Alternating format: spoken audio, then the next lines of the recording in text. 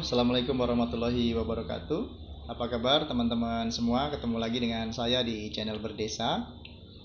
Kali ini kita akan berbicara mengenai pemilihan kepala desa serentak di era pandemi. Nah, ini kan kontroversi ya.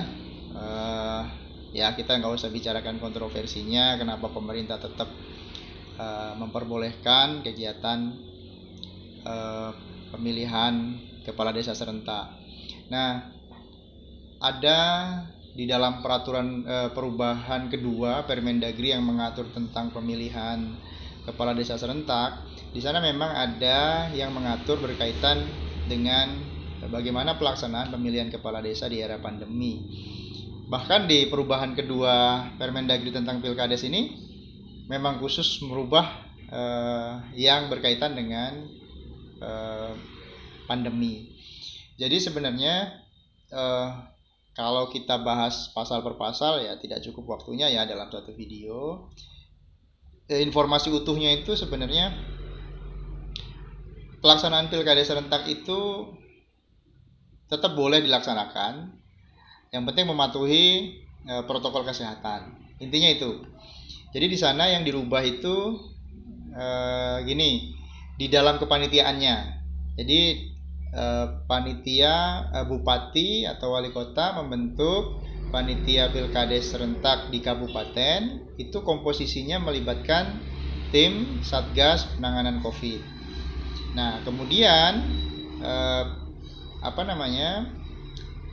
bupati atau wali kota membentuk sub kepanitiaan di kecamatan yang diketuai oleh camat.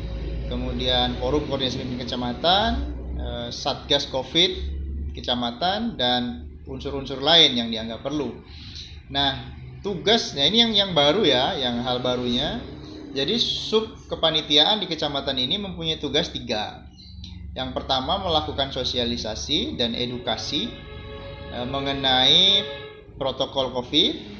Kemudian yang kedua mengawasi pelaksanaan pilkada serentak ya dalam rangka penegakan protokol Covid-nya.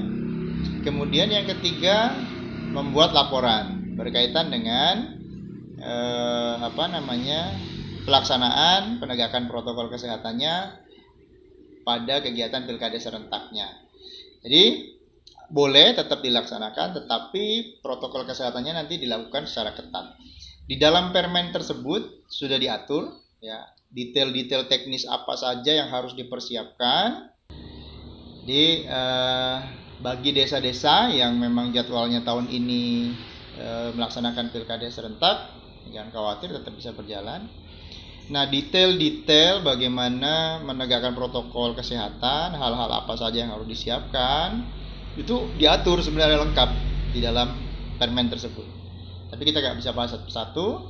Intinya itu kabupaten membentuk panitia atau panitia pilkades di serentak di kabupaten yang melibatkan Satgas Covid sebagai anggotanya. Kemudian membentuk sub kepanitiaan di kecamatan yang melibatkan Satgas Covid kecamatan.